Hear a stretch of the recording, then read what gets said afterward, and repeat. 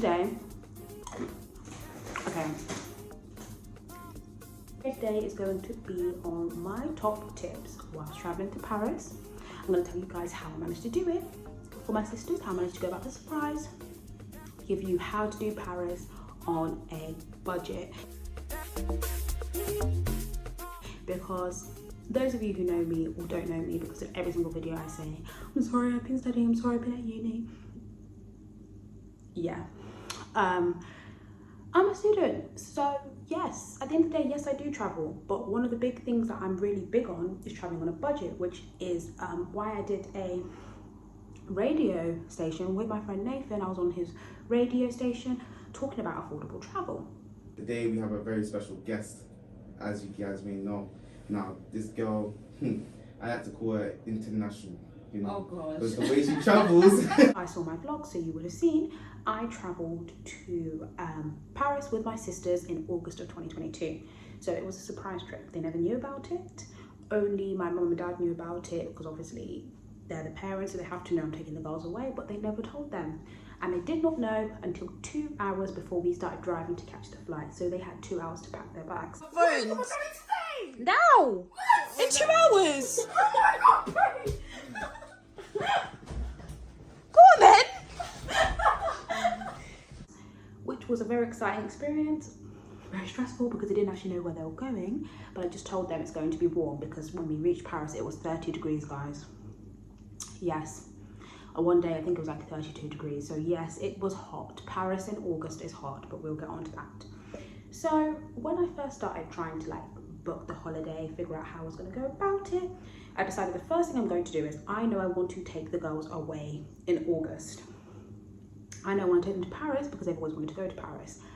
Paris, August, school holidays. 1 + 1 is 2, 2 + 2 is 4. It gives expensive. It gives breaking the bank. It gives, I don't know if I want to do this. I don't know if I can do this. I want to do this, but it's giving stress, it's giving money, it's giving everything that I shouldn't be giving. But here's how I managed to do it. The first thing I did was, I thought the whole of August is my whole playing field. Where I think people go wrong when they want to do a budget holiday is they choose a specific date. Then they go and book annual leave off that date. Then they start searching for holidays off that date. And what happens then is, on those specific dates, things are just looking very, very pricey. Okay, I get it. Not everybody has job flexibility. But before you decide, I know you have to do it in advance, but let's say 3-4 months before you book your annual leave, you decide you want to go away in August. Try to think of where it is you want to go first of all in your head. Envision it. Think of where you've really been wanting to go. Then go on to a holiday site. Doesn't matter whichever holiday site you go on to. Or call up the holiday company. I'm not saying you're going to book it with them. Now, go to the month you want to go. Go onto the holiday company or call them up and say, I want to go to Benidorm. I would never go to Benidorm. If you want to go to Benidorm, you can. Benidorm's nice. Some people like going to Benidorm. Like I said, it's up to you, so your own discretion. I would like to go to Benidorm. Okay, that's lovely. Benidorm. Lovely, lovely.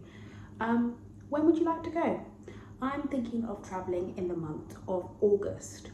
What they will do is then they will look for the best value day to fly out within the month of August. And they will tell you the best rate, because that's what holiday companies do. But they'll tell you the rate. They are going to give you the best deal, and that best deal is going to be, what's very important about that best deal, guys, is the date they give you. You can even ask them and say, what airline is it with? They'll tell you, oh, it's with Vueling, it's with Ryanair, it's with British Airways. Then you keep that in your mind. Okay, so around this week, these dates is when these holiday companies are saying the best time to fly to this destination. Which means now when I go and book the flights myself, I'm going to look at those dates. So that's what I did. I spoke to them, they gave me these dates. I thought, okay, that means that that's the best, cheapest time to fly to Paris. I went to work. I told work I will need this week off, even though I was planning to only do a weekend break with them, a 3-night stay. I said I will need from this day to this day off, please. And I looked and started looking within that week. You get to Paris, you're in this airport. What's the first thing you're gonna do?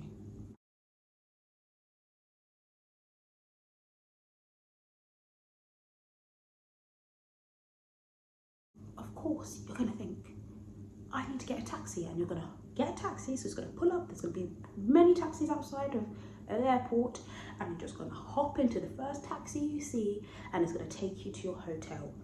That is where you're wrong. You are spending your money before you've even entered Paris. Paris ain't cheap. You're already spending money that you could have been saving, spending on other things like crepes and hot chocolate, looking at the Eiffel Tower, because taxis are very expensive in Paris to get from A to B, and you haven't even started your holiday. You're not ashamed of yourself? Are you not embarrassed? This is really embarrassing. Just don't do it. If you're rich, which we all are, amen. But if you're rich, do it, 100%. Go ahead. Hop in that taxi and spend 120 euros, but I will never spend 120 euros on a taxi to transfer me from A to B. I have never been on holiday and they have told me to spend 120 of my hard-earned cash just to get to the holiday before I've even started spending money there. Never. Here, my friends, pre-book your transfers, okay? Pre-book your transfers. Go online, find a transfer website, compare rates. It's long-winded, it takes time, but it's worth it because you will find the best deal by pre-booking. That's what always happens, everybody knows it. The more advanced you book something, the more time you take before you book it. Instead of leaving it last minute, it's like anything, it's going to be cheaper. It's even flights. If you book your flights in advance, you're going to find cheaper deals than if you book them too close. Everybody knows this. Stereotypically, the more advanced you book things, the cheaper it is. But obviously that's subjective because there's certain things where it's better to do last minute, but that's a whole other story. Or use public transport. Me and my sisters used the Orly bus. We flew into Orly Airport. Orly Airport is actually a cheaper airport to fly into than Charles de Gaulle, guys. So if you are looking for a cheaper airport, fly into Orly. So me and my sisters flew into Orly. Yes, it's a bit further out, but there's still, it's very well connected to getting to the Paris city centre. So we took the Orly bus to Paris and it cost 11 euros and 20 cents per person. And it took us about 25 to 30 minutes to reach Paris. When we got to Paris, it was not going to take you directly to your hotel. It was going to take you to where the Orly bus goes. We then hopped on the metro. I could have booked a taxi then, but inner city taxis, Ubers in Paris are expensive. So I think we only used a taxi once, and that was that was even me and my sisters. That was me and Naomi when we went in November. Because remember, I've been to Paris twice, guys. So I've been in August with my sisters. So, guys. And then I went again the same year in November. Supérieur du bateau. Le commentaire début. And it's because we were rushing to get on the boat and we were going to be late, so we had to get a taxi. And it wasn't really that expensive. Luckily, it was only like 12, 15 euros. But like I say, use that bus, Orly bus. Orly bus is very good. I think there's some other buses as well, which is a lot cheaper than booking a transfer. Also, stay further away. The further away you are from the Eiffel Tower, the cheaper it's going to get. The further you are from the city centre, the cheaper it's going to get, okay? I stayed, me and my sisters, both times when I went, we stayed in the same place. So me and Naomi and me and my sisters both stayed in Saint-Quentin. Now, listen, Saint-Quentin is very cute. It's lovely, it's cute. It's not the glitz and glamour with the Eiffel Tower as you can see it in the distance, and you'll look out of your window and you'll see views of the Eiffel Tower. Listen, when I'm going to bed, I don't need to see views of the Eiffel Tower. I mean, if you want to, go for it. Like, I'll never dispute that. But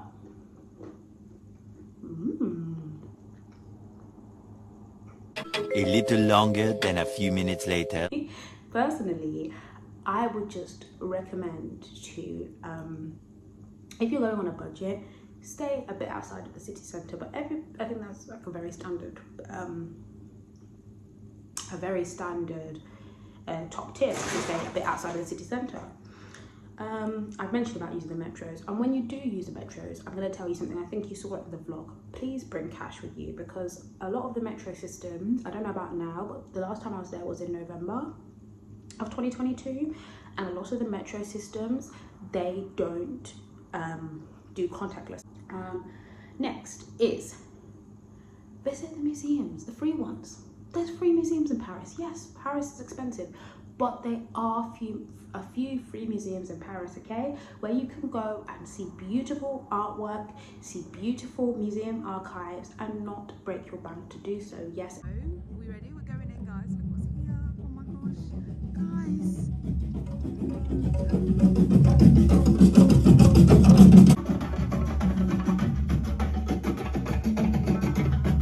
Everybody wants to go to the Louvre. Everybody wants to see the Mona Lisa, but even then, you can still do that on the budget, because if you plan your travel, obviously forgetting what I said about the whole flight thing, the cheapest flights, but if you plan your travel around the 1st of each month from October to March, the Louvre Museum is free, the entry is free. So every first Sunday of the month between October to March in Paris, they do free entry to a majority of the museums, including Louvre. So that's a perfect time to go, because if it's the first Sunday, guess who's getting free entry? You are. So you get free entry to these museums, which is a great advantage. Also, there's the Paris Pass as well. See, personally, I've never bought the Paris Pass, so I'm only basing this off what I've researched. The Paris Pass, I think Naomi wanted to do it when we went in November, but we planned everything so well that we really didn't need the Paris Pass. It's 45 euros for 2 days, and I think it's like 60 euros for like a couple of more days, and it includes over 60 attractions around Paris. So that's a great way to spend money before you go, so you don't have to worry about it too much when you're there, and have guaranteed attractions, a range of guaranteed attractions. I really don't know much about that pass, so I can't really speak much on it. I'm only basing this off what I researched when I was going with Naomi, not with my sisters, when I went with Naomi. So yeah, here's another one which everybody, I think, very much, I don't really need this anymore because I feel like I'm just talking freely anyway. Here's another one that I think a lot of people kind of know, which is like a very like travel 101, is to stay away from tourist traps. In Paris, the tourist traps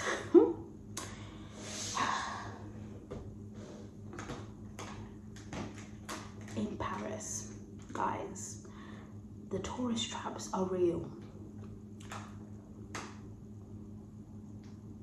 They're very real, especially near the Eiffel Tower. There will be restaurants there that will be so expensive, just so that you can have a glimpse of the Eiffel Tower. I am an advocate for luxury. I love nice things. I like things to be nice, and I like to go to nice places and see nice things. But you can also find a way to do that affordably. And if you can find a way to do that affordably, why wouldn't you? Which is why you should carry on following my top tips. Subscribe to my channel, because there's going to be a lot more things that I'll be giving you guys. You know, I'm not a gatekeeper, you know, but in order for you to see it and keep updated, what have you got to do? You've got to subscribe. So if you haven't already,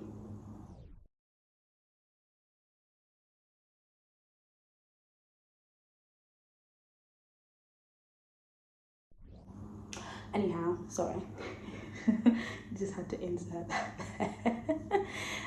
But yeah, you don't need to eat in where the tourist traps are, you know.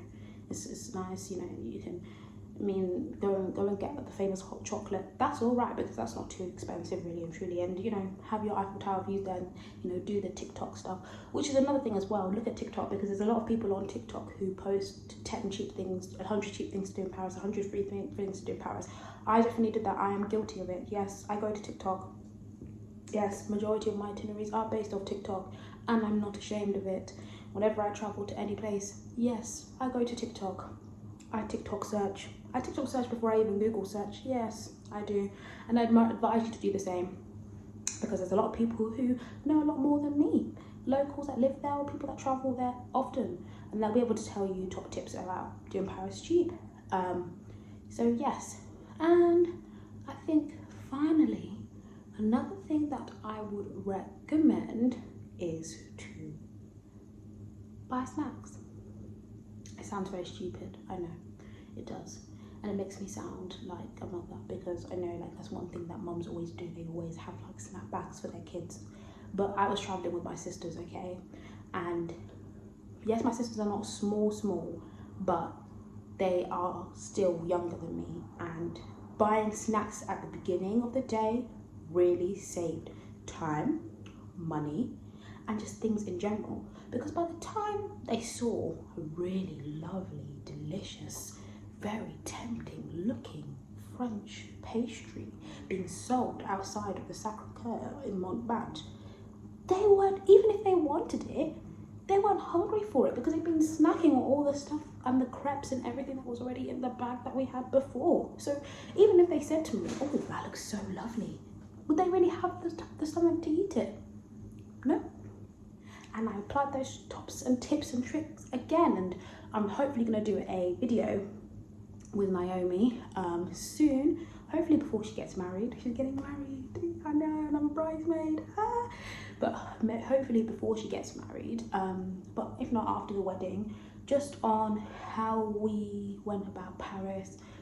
She wants to talk about as well how she actually has really bad anxiety, so traveling with someone who has anxiety, what she would tell you to do like before you travel in order to make travel easier for you, especially because Paris is a big, busy city. How she managed to handle it, top tips and tricks about traveling as two friends and doing Disneyland Paris and Paris on the same trip, which is what we did, and how to make it affordable, because she was very shocked at how little we spent. Like, she kept saying, oh, I put so much, I've been saving so much, and we ended up spending not that much. She was like, I'm so shocked at how cheap it was. And I said, my friend, this is why you should, if you haven't already, subscribe to my channel, where you'll get all your top tips and tricks with my new series on how to save money whilst traveling. Anyway, if you haven't already, just in case you forgot, subscribe. Anywho, my lovelies, I've kept you long enough in case you missed it. I'm going to run over them all over again. So, number 1. Search for multiple flights. Be open for dates before you book that randomly. 2. Go on to bookings.com. Those sites will give you the best possible deals, and don't forget to use the filters. 3. Forget the taxis and go for a form of public transport. The Orly bus is not that bad, guys, okay? Buses are not that bad. Public transport is not that bad. Use the metro. Buy bulk tickets. I know it's not as bougie as going in that taxi and seeing the sights of Paris, but you'll still get that Parisian experience. And in fact, it's actually quite fun. 4. Visit the museums on the first Sunday of the month when there is free entry, and find the free museums. Even on the first Sunday of the month, or even not on the first Sunday of the month, there are museums that do have free entry in general, so go and do that. 6. Buy a Paris pass. I've never done this before, but if that's something that interests you, definitely go for it. 7. Eat away from the tourist areas, guys. Stay away from the tourist areas, because they are tourist traps. They're going to charge you a lot more than it actually is, and you can save a lot more money eating outside of those areas. And 7. Make a plan. I think I said 7 already. I meant 8. Make a plan. Make a plan. Always plan. Plan ahead, because that's the best way to save money whilst you travel. So, guys, thank you for tuning in today with my video. This was just a very casual video. I mean, I've sat here, I've snagged a bit, I've sat on the floor and just very nonchalant, very casual. I just wanted to just come to you guys and give you these tips and tricks whilst traveling to Paris. I hope you use them, I hope they can help you, and if you haven't already, don't forget to subscribe, like, comment, subscribe, for more top tips and tricks whilst traveling. And don't forget, travel is the only thing you buy that makes you richer. So thanks so much today, guys, for tuning in. I hope you enjoyed this video, and I will see you guys soon with my videos on my Cyprus time round, Thessaloniki, Greece and Budapest, which we all did in one trip, fly from country to country. So I'll probably release them as individual vlogs or mini vlogs, but I'm not really entirely sure the format I'm going to go about it, but those are the videos to come. So thanks so much guys for tuning in, love you lots, and thanks for all the support you guys give me. Okay, well, so we made it. Everybody, Risha, we made it. Tell them, say hi YouTube channel. She's made it. Hi to YouTube. Hi to back now to the hotel. We're gonna go get something to eat, which will be fun. Hey guys, so we're just currently walking back from the beach. That was amazing. You guys just know how much I need. Like I said earlier, I don't eat tomatoes at all. Like, I do not eat tomatoes. Even my mum will tell you everything.